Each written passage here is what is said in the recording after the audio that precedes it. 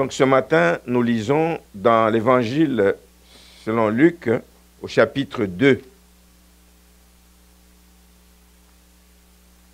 Comme on l'a dit en début de culte, c'est déjà le temps de Noël. Nous allons parler de Noël. Luc, chapitre 2, je vais lire quelques versets à partir du verset 6.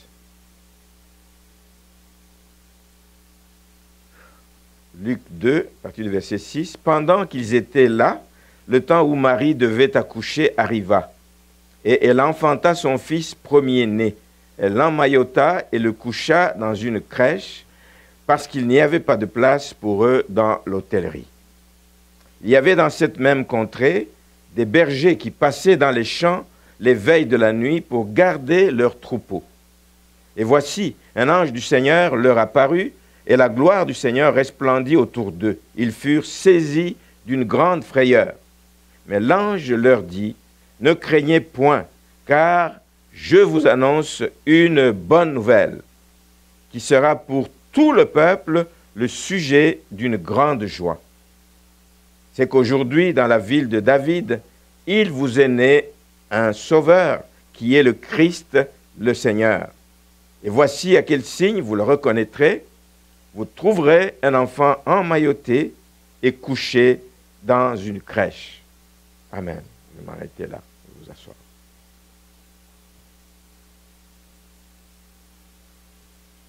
Alors, ça, on n'a même pas besoin de le dire à quelqu'un. Nous vivons pendant cette période de l'année, d'année en année, c'est comme ça. C'est tout le temps une période d'effervescence. Là, tout bouge. Les gens sont occupés, les agendas, on doit vérifier. Je suis invité ici, demain je vais là-bas. C'est une période vraiment d'effervescence où il y a beaucoup de célébrations. Et ce n'est pas seulement dans les maisons, dans les familles des gens, mais même dans les compagnies, dans les entreprises. Les gens fêtent, les gens se retrouvent pour des parties de Noël. Les gens se retrouvent en famille, dans les églises ou même dans les villes. On organise des activités pour que ce soit un moment festif. Que ce soit vraiment un moment festif. Malheureusement, ce que je dois dire de plus en plus, et peut-être plus les années avant, c'est que bien que les décorations, bien que le budget qui est mis à cela augmente d'année en année, beaucoup de gens ne savent pas le sens d'être, la raison d'être de la fête de Noël. C'est devenu plutôt une fête commerciale, c'est pour certains juste une occasion des retrouvailles. C'est pas mauvais de se retrouver, mais ce n'est pas limité à cela. Ce n'est pas juste un temps pour festoyer, ce n'est pas juste un temps pour échanger des cadeaux. Pendant ce temps, pendant que les gens se retrouvent, dans la plupart des cas, dans la plupart des rencontres, le nom de Jésus est absent de ces réunions. Il n'y a personne qui prend le soin ni le courage de rappeler aux invités, dans le fond, nous sommes ici parce que Jésus est né. Dire un mot sur Jésus, qui il est. On ne demande pas de faire des prédications, mais dire un mot, juste pour remettre les choses dans le contexte. C'est vraiment important. Pour nous chrétiens, nous devons nous comporter différemment. Ce moment est important dans la vie chrétienne. Parce que comme nous l'avons chanté, Dieu nous a aimés, c'est le moment de la matérialisation de ce grand amour de Dieu dans Jean 3,16. Il a tant aimé le monde. Ça ne s'arrête pas là. On n'a pas dit que Dieu a tant aimé le monde. Point. Non. Il a tant aimé le monde que quelque chose a suivi, qu'il a donné son Fils unique, afin que quiconque croit en lui ne périsse point. C'est le temps de la matérialisation de cette promesse de Dieu. C'est le temps de la matérialisation des promesses, des prophéties d'Ésaïe. Dans Ésaïe chapitre 8, quand il disait que les ténèbres ne régneront pas toujours sur la terre, où il y a beaucoup d'angoisse. Nous vivons des temps d'angoisse. Vous regardez ce qui se passe partout. Écoutez la radio, écoutez la télévision, ce qui se passe, des tensions entre la Chine et les États-Unis, des tensions entre pays. En Afrique, je n'en parle pas. Il y a des guerres, des situations. Nous vivons des temps des ténèbres. Nous vivons des temps des ténèbres. Mais, puisque Jésus est venu, ce temps des ténèbres ne régnera pas toujours. Parce qu'un fils nous est né, un enfant nous est né, un fils nous est donné. Ça, c'était la promesse de Dieu. Et cette promesse s'est accomplie.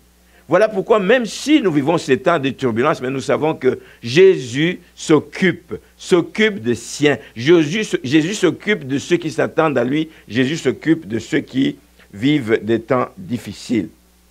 Pour quelle raison? C'est un temps d'espérance. Parce que toujours dans Ésaïe, au chapitre 9, verset 1er, on dit que le peuple vit une grande lumière qui resplendit. Jésus est cette lumière qui vient pour éclairer les ténèbres. Pourquoi est-ce que c'est un temps important? Parce qu'un enfant spécial nous est né, pas un enfant ordinaire. Nous venons de voir que les mages se sont déplacés pour cet enfant avec tous les honneurs qui lui étaient dus. Donc, la venue de Jésus doit être comparée à cette grande lumière, à la venue de la lumière qui vient pour chasser les ténèbres de la captivité, les ténèbres dans lesquelles les gens se trouvent à cause des méfaits de l'ennemi. L'enfant qui est né est spécial.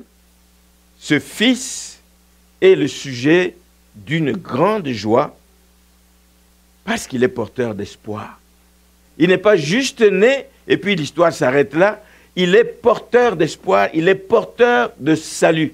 C'est le seul qui pouvait apporter le salut à l'humanité. Et voilà pourquoi donc l'ange a dit à Joseph, dans Luc toujours et dans Matthieu, à Joseph ou à Marie, ça dépend. Hein. Quand vous lisez dans Luc, il s'est adressé à Marie, quand vous lisez, donc il s'est adressé au fond aux parents. Quand l'ange s'est adressé à ses parents, il a dit, tu lui donneras le nom de Jésus, c'est-à-dire celui qui sauvera son peuple. Jésus est venu pour sauver. Jésus est venu pour arrêter la main de l'ennemi. Jésus est venu pour arracher ses enfants de la main de l'ennemi. Jésus est venu pour libérer les captifs.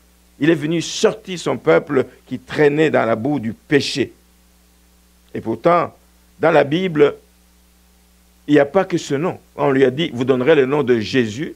Dans la Bible, il y a une multitude de noms. Vous savez, je me suis fait le plaisir de chercher à compter avec les concordances. Vous trouvez certains qui disent, on donne 200 noms différents, d'autres parlent jusqu'à 700 noms différents qui sont donnés à Jésus-Christ.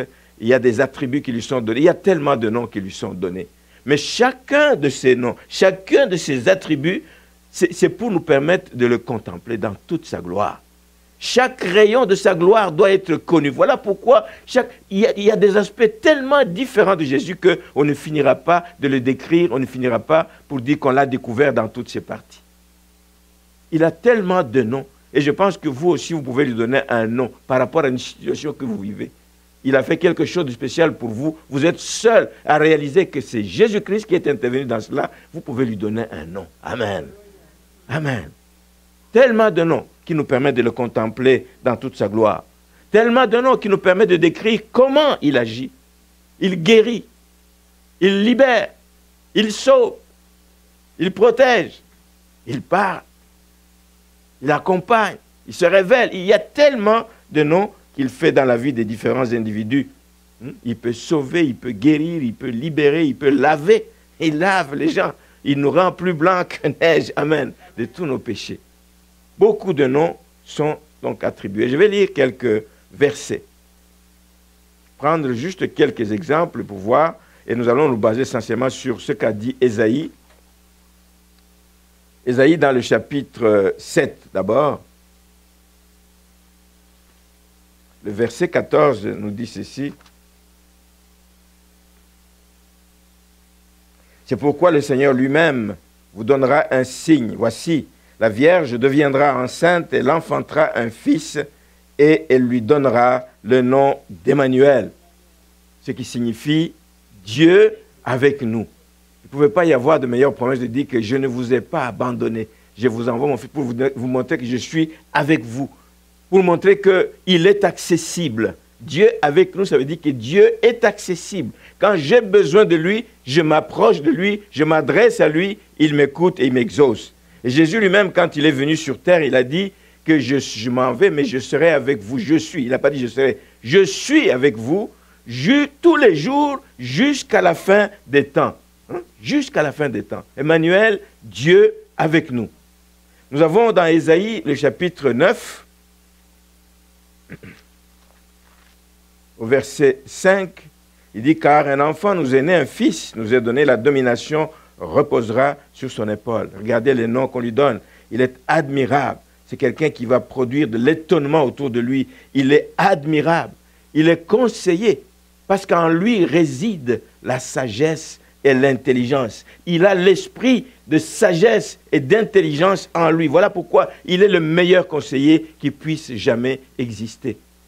On l'appelle aussi Dieu puissant, pour confirmer que ce n'est pas un enfant ordinaire, que il est Dieu, pour confirmer sa divinité. Si vous allez plus loin dans Ésaïe 53, Ésaïe 53, le verset 3, on l'a même appelé que c'était un homme de douleur, méprisé et abandonné des hommes, homme de douleur et habitué à la souffrance. Oui, il est homme de douleur. Et ça a été dit avant qu'il vienne, parce que sa mission était de venir souffrir pour racheter le monde des mains de l'ennemi, pour racheter les enfants de Dieu des griffes de l'ennemi. Homme de douleur, habitué à la souffrance, parce qu'il a dû quitter son trône de gloire. Il était bien là où il était. Il a accepté de se faire homme. Il est venu sur terre pour souffrir et pour nous sauver. Nous savons aussi que dans tout ce qu'il a fait, il était un serviteur. Jésus était humble, était un serviteur, un homme simple, vivait comme tout le monde. Pas dans le grand luxe, déjà il est né dans c'est ça. Pas un endroit propre parce qu'il n'y avait pas de place pour lui dans l'hôtellerie. Il était un homme simple, mais par contre, dans toute sa simplicité, il était un homme parfait, comme nul autre, C'est peut-être pour ça d'ailleurs que Jésus, quand vous lisez chaque fois que Jésus parle de lui-même, dans les évangiles, chaque fois qu'il parle de lui-même, il préférait son titre de fils de l'homme. Quand il parlait de lui, il disait qu'il était fils de l'homme. Il y a beaucoup de versets que j'ai pris. Quand le Fils de l'homme reviendra, trouvera-t-il la foi sur terre? Il faut que le Fils de l'homme soit livré. Quand il parle de lui, chaque fois dans les évangiles, souvent il utilise ce terme, parce qu'il symbolisait donc cet esprit d'humilité, cette simplicité, Fils de l'homme. Il pouvait s'appeler Fils de Dieu, il l'était, effectivement. Mais il a préféré, dans sa simplicité, dans son humilité, montrer que il est un Dieu d'amour, qu'il aime tous les hommes. Il a préféré dire donc qu'il était le Fils de l'homme, proche des gens. On pouvait l'appeler Messie, on pouvait l'appeler plein d'autres choses. Le roi des Juifs, non, Fils de l'homme, qu'il préférait s'appeler. Bel exemple à suivre. Amen. J'aimerais qu'on revienne dans notre texte qu'on a lu. Il y a un verset en particulier qui a attiré mon attention, c'est le verset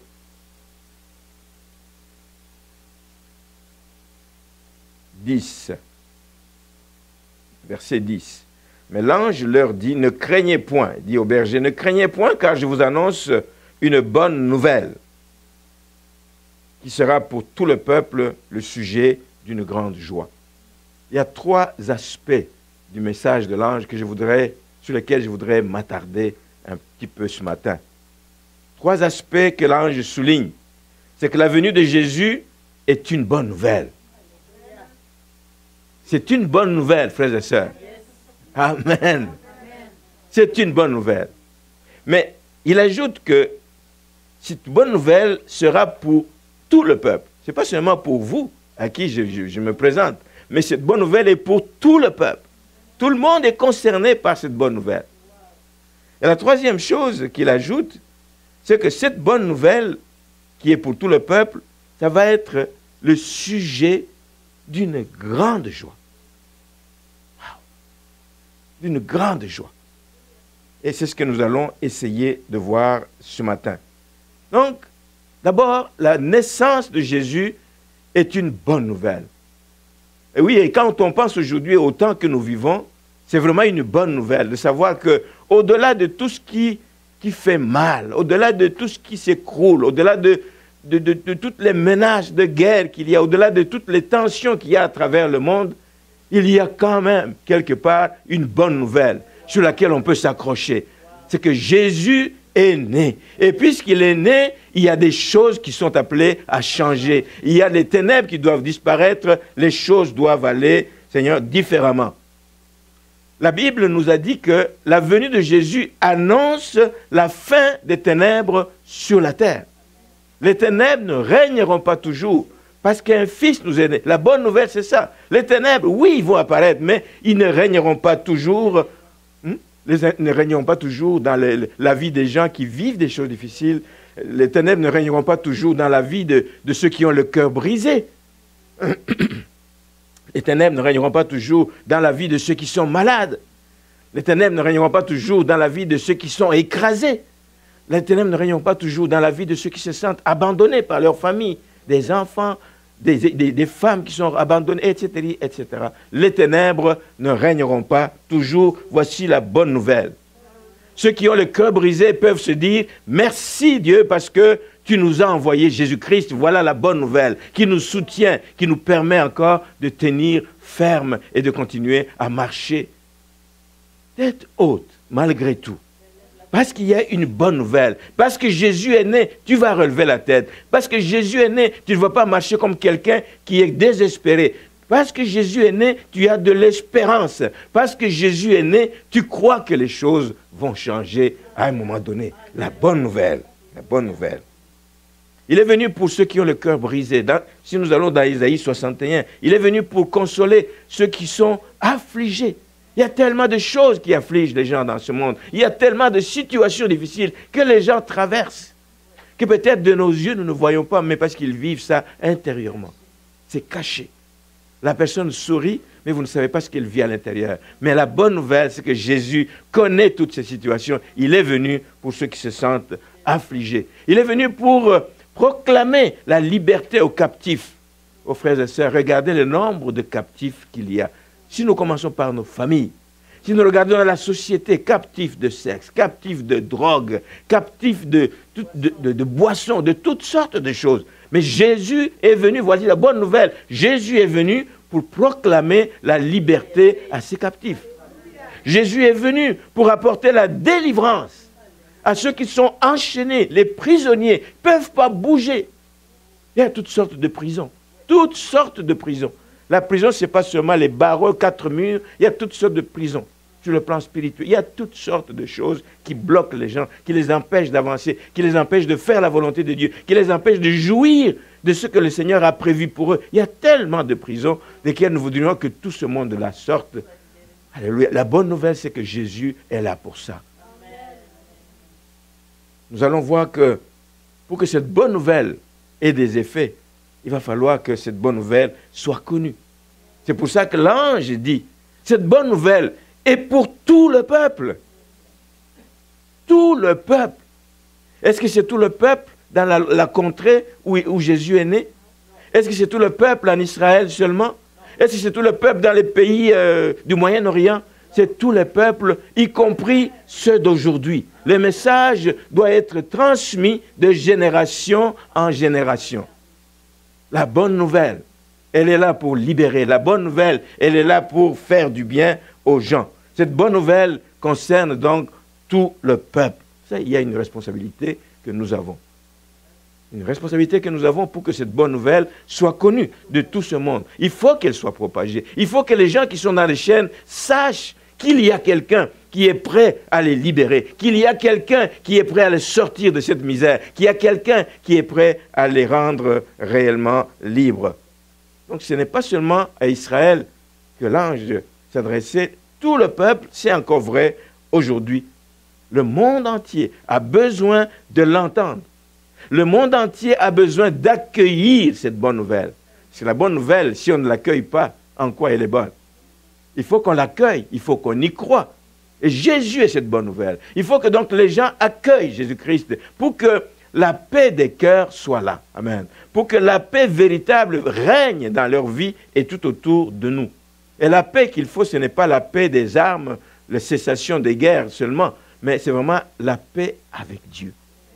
La bonne nouvelle, c'est que Jésus est venu pour que les pécheurs soient en paix avec Dieu. D'abord avec Dieu. Mais cette paix, ce n'est pas quelque chose qui va s'acheter, ce n'est pas quelque chose qui va s'acquérir à force de travailler, à force de servir le Seigneur. C'est un don. C'est un don gratuit. C'est un don de Dieu.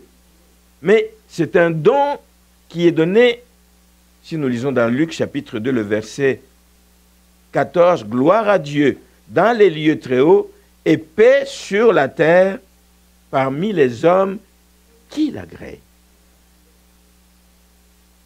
Il faut que les gens soient agréés par Dieu. Il y a quelque chose à faire pour être agréé devant le roi des rois. Il y a quelque chose à faire. C'est un don qui est disponible. Mais pour qu'on soit agréé, il faut que Dieu trouve son plaisir en nous. Quand il nous regarde aller, quand il nous voit aller, malgré parfois nos faiblesses, mais Dieu voit les efforts que nous faisons, de nous approcher de lui, de faire sa volonté, de marcher comme il veut. Dieu veut accorder cette paix à tous, frères et sœurs. Dieu l'aimerait donner à tous, mais tout dépend de la disposition de cœur des gens. La bonne nouvelle peut être annoncée, mais il faut qu'elle soit accueillie. Mais il faut qu'elle soit annoncée à tout le monde, pour que tout le monde ait accès à ce don gratuit. Le don-là est encore disponible aujourd'hui. Nous avons des membres de famille qui ne connaissent pas le Seigneur, qui vivent des choses difficiles. Sachons que ce don est encore disponible. Faisons foi en Dieu en disant, oui Seigneur, nous croyons que tu es capable de t'occuper des nôtres, tu es capable de les rechercher, tu es capable d'aller leur apporter cette vie nouvelle que nous avons en Jésus-Christ. C'est un don qui est disponible et qui est gratuit pour ceux qui l'accueillent. Dans l'Évangile selon Jean au chapitre 1er, on parle de la lumière qui est venue vers les siens et les siens ne l'ont pas reçue. Mais à ceux qui l'ont reçu, à ceux qui l'ont accueilli, il a donné le pouvoir de devenir enfants de Dieu. C'est un don.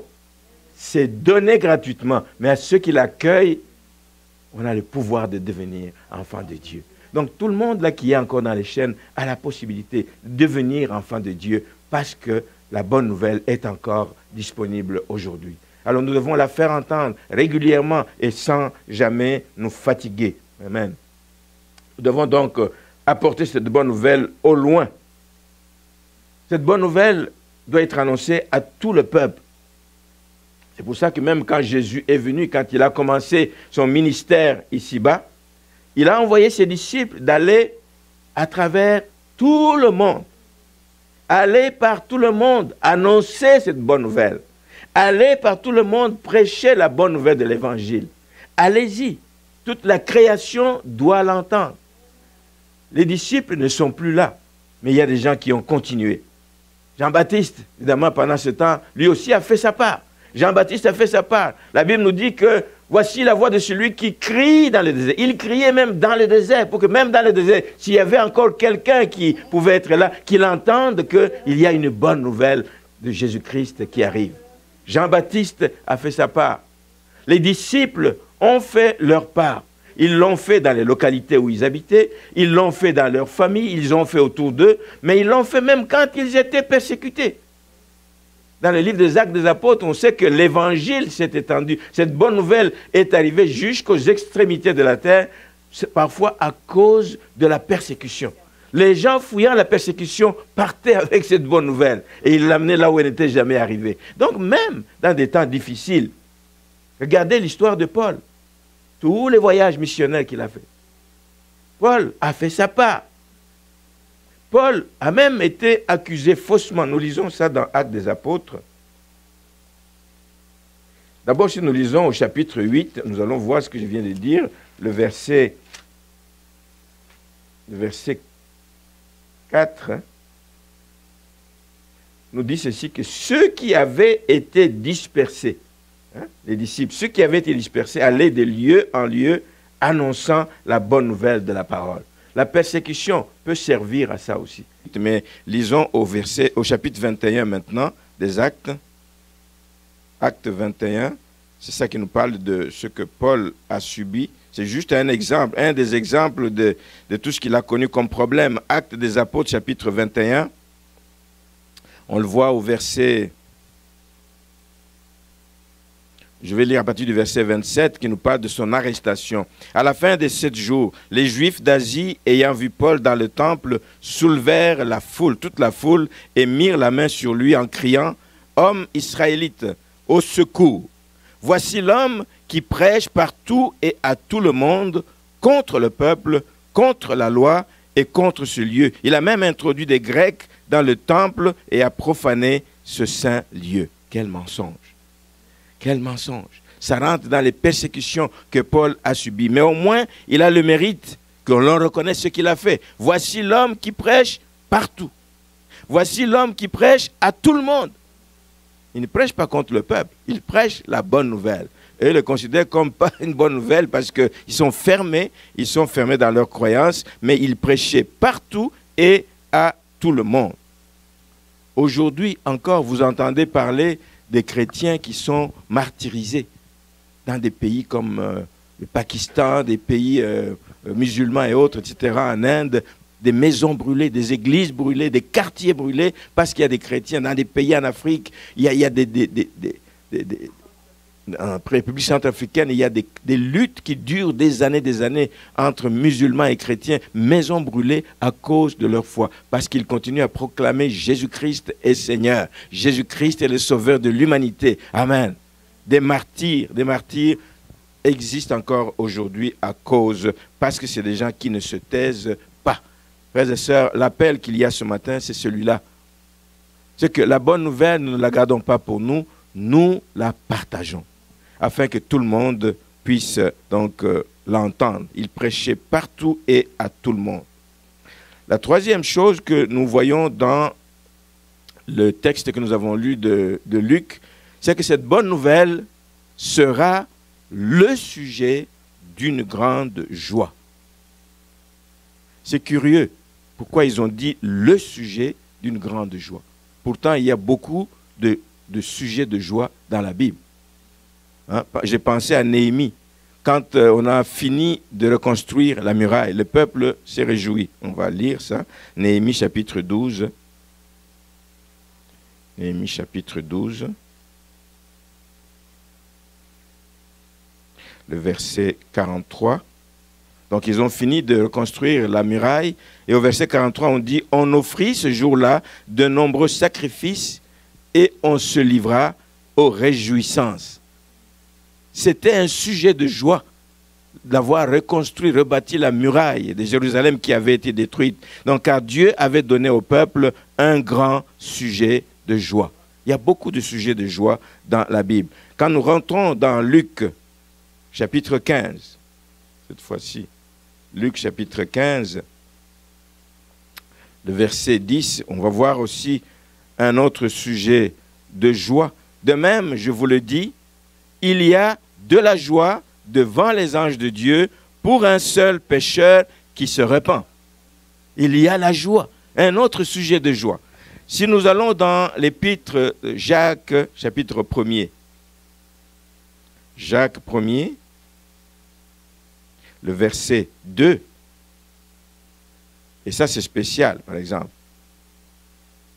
Dit, mes frères, que votre foi en notre glorieux Seigneur Jésus-Christ soit exempt de tout favoritisme. Le verset 2. Supposez en effet, chapitre 1er, le verset 2. Mes frères, regardez comme un sujet de joie complète les diverses épreuves auxquelles vous pouvez être exposés, sachant que l'épreuve de votre foi produit la patience. Spécial. Des épreuves ne sont pas toujours les bienvenues, mais on dit regardez-les comme un sujet de joie. Oui, les épreuves peuvent être un sujet de joie parce qu'elles poursuivent un but dans votre vie. Les épreuves peuvent développer la patience, votre patience. Hein. L'épreuve de votre foi va produire la patience.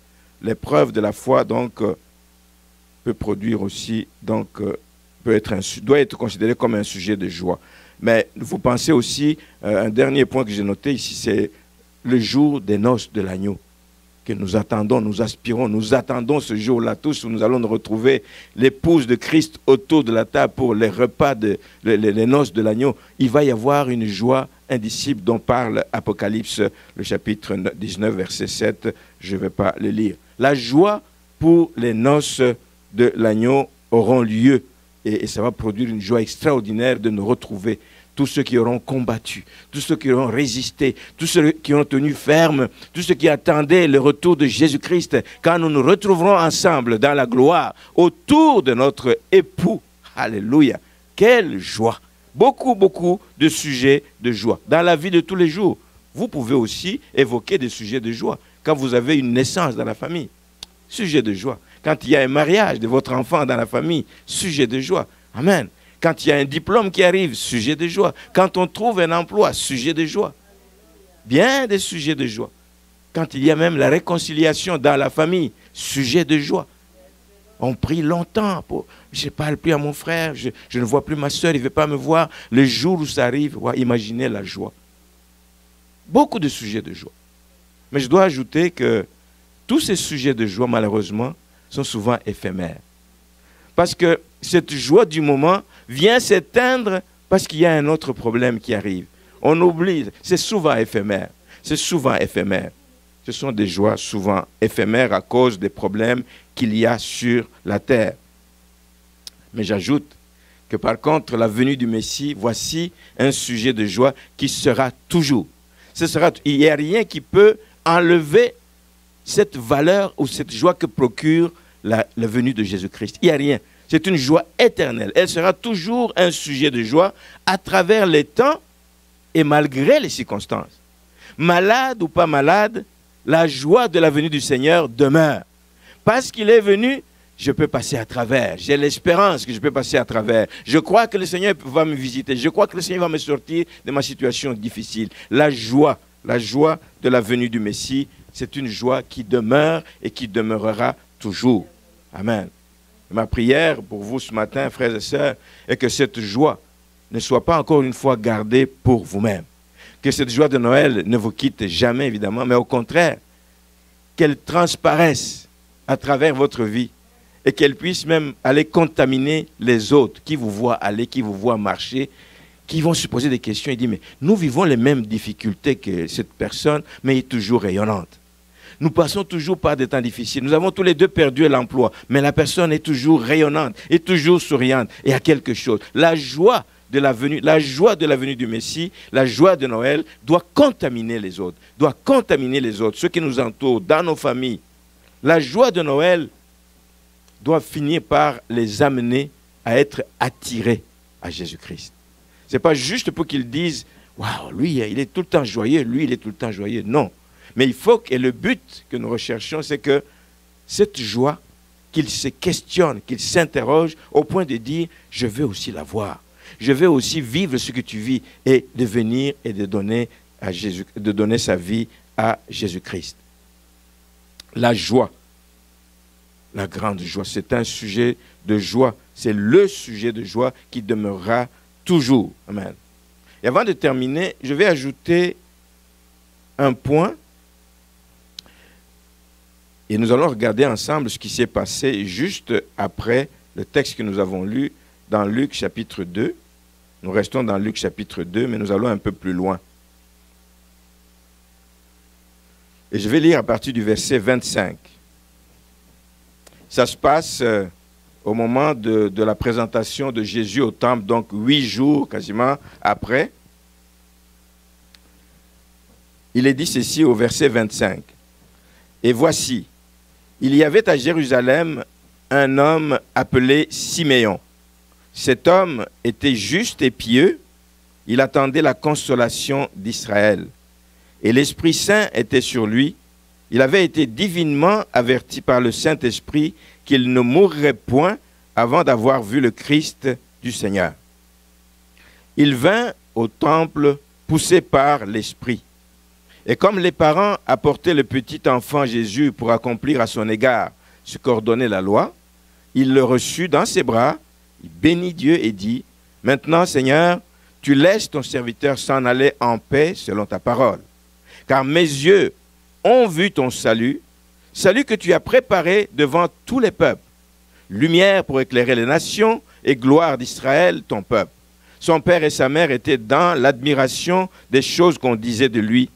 Au verset 34, Siméon les bénit et dit à Marie, sa mère, « Voici, cet enfant est destiné à amener la chute et le relèvement de beaucoup en Israël, et à devenir un signe qui provoquera la contradiction, et à toi-même une épée te transpercera l'âme, afin que les pensées de beaucoup de cœurs soient dévoilées. » spécial.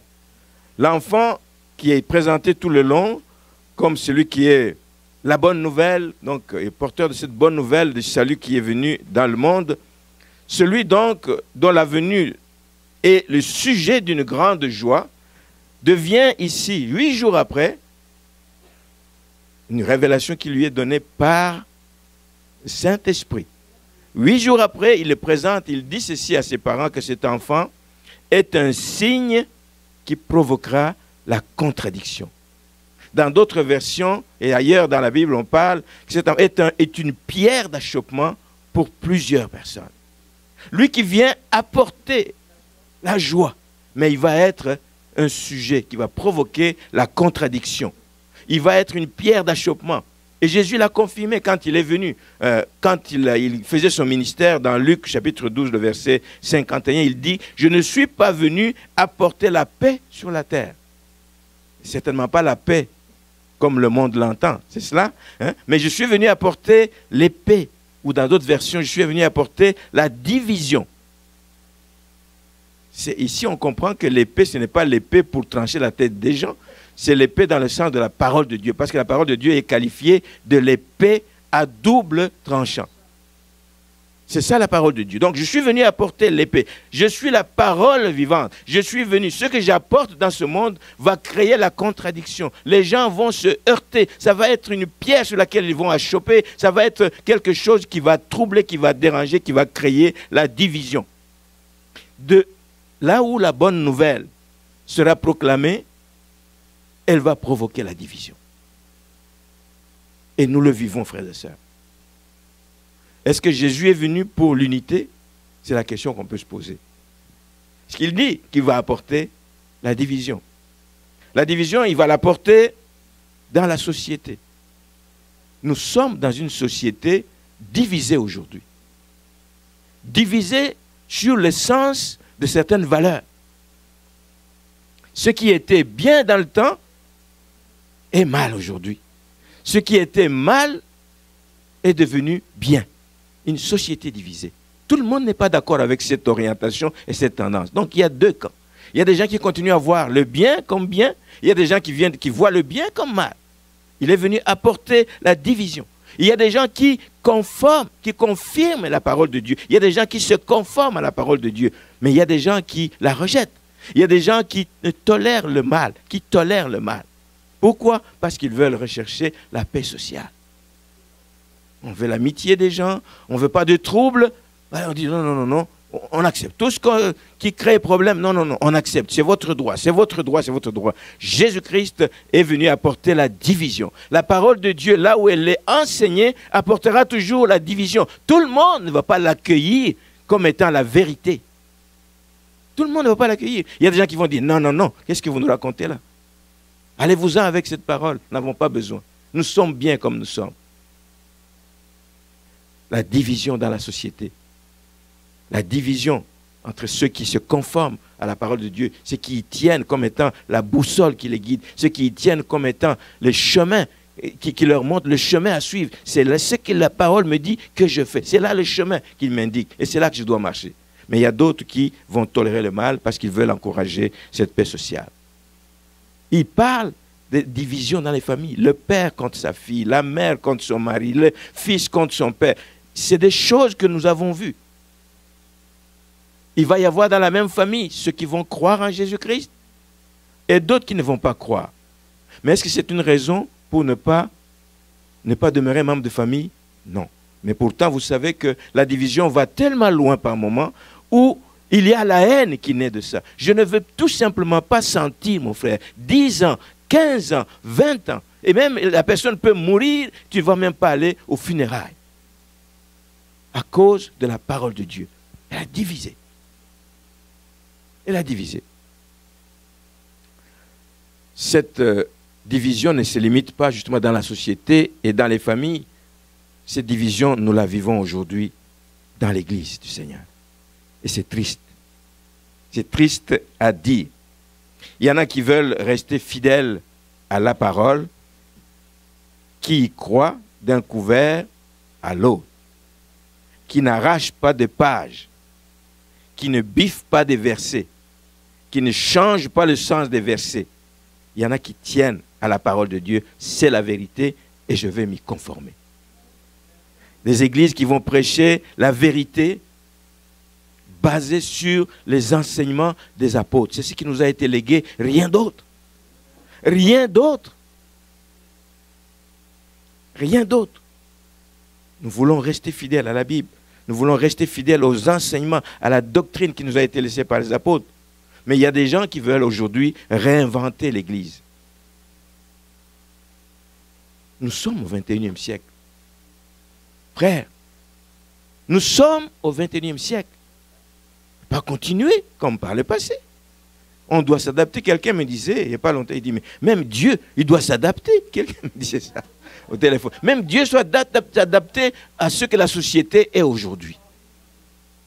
Mais c'est quelqu'un qui ne connaît pas le Seigneur, vous comprenez? L'Église, on ne peut pas la réinventer. Jésus a dit, je bâtirai mon Église. Je bâtirai mon Église. On ne peut pas aller la rebâtir, la détruire et aller la rebâtir autrement. Je bâtirai mon Église. Il ne nous a pas donné le mandat de la réinventer. Il ne nous a pas donné le mandat de la moderniser avec toutes sortes de nouveaux mouvements, évidemment. Il y en a tellement, et des doctrines nouvelles. Ça se multiplie. Plus le temps avance, plus il y a de nouvelles qui viennent. Et ce n'est pas étonnant parce que la Bible avait prévu toutes ces choses. Et malheureusement, tous ces nouveaux messages, toutes ces nouvelles doctrines s'éloignent du message central de la croix. Le cœur de la Bible, c'est la croix. Le cœur du message qui nous a été légué, c'est la croix de Jésus-Christ. Frères et sœurs, je veux que nous en soyons conscients. Je veux que nous en soyons conscients qu'un évangile sans croix n'est pas efficace. Toute l'efficacité de l'évangile vient de l'œuvre de la croix. Et même Noël trouve son plein accomplissement à la croix. S'il était juste né, rien ne se serait passé. Mais l'accomplissement de Noël, c'est à la croix. C'est à la croix de Jésus-Christ que Noël trouve son sens. Il est venu pour aller à la croix. L'évangile sans la croix n'est pas efficace. Que le Seigneur nous aide, frères et sœurs, quand nous pensons à ce temps des festivités, que nous nous souvenions que Jésus est venu, mais qu'il revient. Il revient bientôt, mais après avoir accompli l'œuvre principale pour laquelle il est venu. L'œuvre de la croix, vraiment, c'est l'accomplissement même de Noël. C'est elle qui donne tout son sens à Noël. Alors que nous sommes à une semaine de la fête même de Noël. Encore une fois, là, il y a des discussions, des gens qui disent pourquoi vous l'appelez Noël. Voici des choses qui divisent dans l'Église. Pourquoi vous fêtez, pourquoi vous mettez des décorations, pourquoi... Ça divise les églises. Comme si c'était ça l'essentiel. Qu'est-ce que ça enlève à notre culte qu'il y ait des décorations? Rien. Rien. Tout dépend du sens que vous donnez à ces décorations. Tout dépend de la valeur que vous donnez à ces décorations. Si c'est une crèche que vous mettez là-bas et que vous venez vous prosterner devant ce n'est pas du tout ce que nous faisons. Mais ça divise les églises. Ça divise les églises. Au lieu de s'occuper de l'essentiel. Merci Seigneur. Donc nous sommes à une semaine de la fête de Noël. Je pense que pour moi, c'est le temps de vous souhaiter quelque chose. Si je peux vous souhaiter quelque chose, frères et sœurs, c'est pas juste fêter bien. N'ayez des meilleurs cadeaux qui puissent exister que vous n'avez jamais eu, c'est vraiment pas ça. Si vous en avez, gloire à Dieu, merci Seigneur, profitez-en. Mais c'est de maximiser ce temps.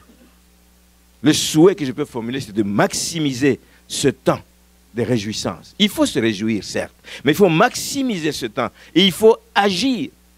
Agir comme Anne, la prophétesse dont on parle dans Luc 2, au verset 38, on va le lire, et c'est là que je termine.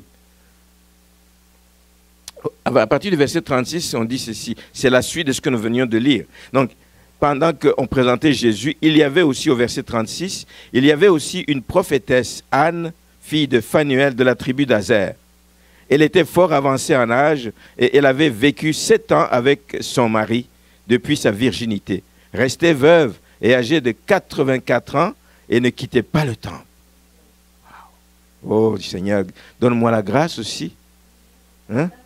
Quel que soit l'âge que je vivrai, le temps que je vivrai sur terre, donne-moi la grâce de ne pas quitter le temple, de ne pas quitter ta présence, d'avoir le goût toujours d'être dans ta présence. Et il ne quittait pas le temple et elle servait Dieu nuit et jour dans le jeûne et dans la prière, ce qui fait de plus en plus défaut aujourd'hui.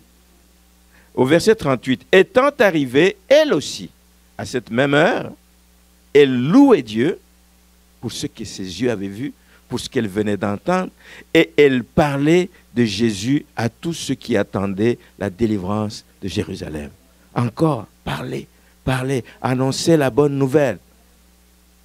Le temps des fêtes, c'est un temps que nous devons maximiser. Maximiser et agir en parlant autour de nous, en parlant de Jésus. Parler de Jésus. Parler de Jésus. Ne harcelez pas les gens avec Jésus, mais parlez de Jésus. Trouvez une occasion pour parler de Jésus à tous ceux qui attendent leur délivrance. À tous ceux qui ne connaissent pas le Seigneur, il y en a beaucoup, des collègues de travail, des voisins de quartier, des gens qui broient du noir,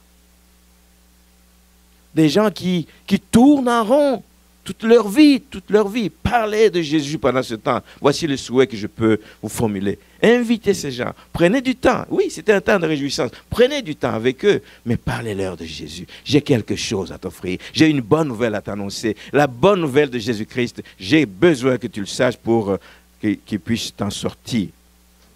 Alors profitons donc nous aussi de toute occasion qui va s'offrir pendant ce temps pour annoncer à tous la bonne nouvelle de la première venue de Jésus-Christ. Exprimons cela, exprimons et expliquons à ces gens et manifestons notre joie. La Bible dit que c'est une bonne nouvelle qui va être le sujet d'une grande joie. Il faut que cette joie soit manifeste. Nous devons l'extérioriser autour de nous pour avoir connu Jésus. La joie d'avoir connu Jésus, ça n'a pas d'égal, ça n'a pas de comparable. Ma vie a complètement changé depuis que j'ai connu le Seigneur, depuis que je l'ai rencontré, depuis qu'il est venu me sortir du trou dans lequel j'étais. Ma vie a complètement... Parlez-en autour de vous. Amen. Montrez en quoi il vous a changé. Montrez en quoi votre vie est devenue meilleure. Montrez en quoi vous vous êtes enrichi. Montrez-le, dites-le. Dites-le aux gens. Dites-le plus fort encore. Amen, amen. Mais aussi, profitons-en pour parler de son prochain retour. On ne va pas parler du prochain retour de Jésus-Christ avant d'avoir parlé de sa première venue. Il faut que les gens sachent qu'il est venu et ce qu'il est venu apporter. Mais ceux qui le savent, rappelons-nous. On se rappelle même entre chrétiens que Christ revient bientôt. Il revient bientôt et nous avons besoin donc de nous préparer. Il est venu et il revient. Maintenant, est-ce que c'est un cadeau qui est plaisant? Je n'en sais rien. Je comprends que ce n'est pas facile ce que je dis ici. Ce n'est peut-être pas un exercice facile. Je le sais, mais il faut s'y faire, frères et sœurs. Soyons prêts simplement à accepter tout ce que cela va générer. Alors ça peut générer des moqueries. Ça peut générer que des gens se mettent dans le coin et commencent à dire, mais lui se prend pour qui? Ça peut générer tout un tas de réactions des gens, évidemment. Ça va générer même la contradiction. Ça peut créer même des... L'autre va dire, hey, moi j'ai lu ça, non, on m'a dit Jésus, non, c'était un faux. Toutes sortes de tensions peuvent arriver, des situations qui vont peut-être vous mettre dans l'inconfort. Nous voulons tellement être confortables. Je veux que le jour où je reçois, que ça se passe bien. Mais ça se peut que si vous parlez de Jésus à quelqu'un, il y a quelqu'un qui va se sentir piqué, là, il dit, mais écoute, c'est tout ce que tu avais à nous dire, c'est pour ça que tu nous as invités. Tu l'auras fait. Tu l'auras fait. Et le Seigneur va dealer avec parce que tu l'auras fait. Le reste, ce n'est pas d'aller en guerre avec les gens, c'est de s'exprimer simplement calmement. C'est voici un beau risque. Il y a des risques que nous prenons, mais il y a des beaux risques que nous devons prendre. Voici un beau risque que tout chrétien doit prendre, et particulièrement dans ce temps de Noël. Annonçons que Christ est venu et qu'il est vivant et qu'il revient bientôt. Donc, nous devons suivre l'exemple de Jésus lui-même. Toute sa vie, c'était ça. Annoncer la bonne nouvelle. Il se levait le matin pour aller annoncer, parler aux foules. Il se levait le matin pour aller guérir les malades, pour faire du bien aux gens. C'était la bonne nouvelle de l'Évangile. Et les disciples qui nous ont précédés ont fait la même chose. Amen.